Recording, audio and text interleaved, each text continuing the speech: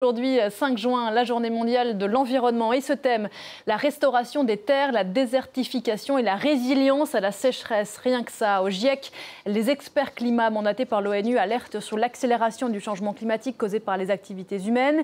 Et parmi ces activités, il y a le déboisement, celui que subit l'Amazonie, on en parle très souvent. On connaît moins celui que vit la forêt tropicale du bassin du Congo, pourtant considérée comme le poumon vert de l'Afrique. Après des années de déboisement intense, la République démocratique du Congo promet de restaurer 8 millions d'hectares de terres déboisées.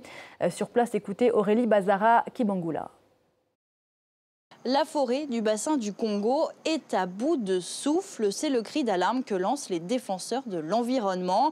Alors la principale menace, c'est l'abattage massif des arbres pour fabriquer du charbon. On l'appelle ici à Kinshasa le makala. C'est l'une des principales sources d'énergie des familles congolaises.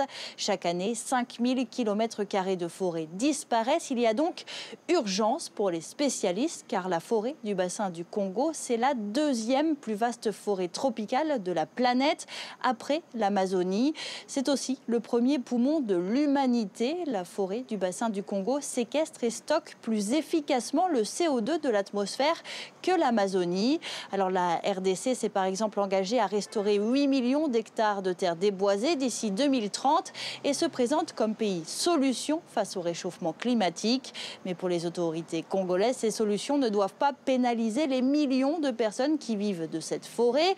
La RDC attend donc une compensation équitable de la part des pays riches pour les efforts que doivent faire les populations, car ce sont elles qui doivent changer leurs habitudes.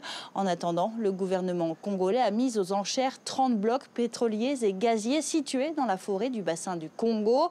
Si les ONG parlent de conséquences catastrophiques sur le climat, les autorités congolaises, elles, expliquent que ces ressources peuvent être une manne financière importante qui pourrait servir à développer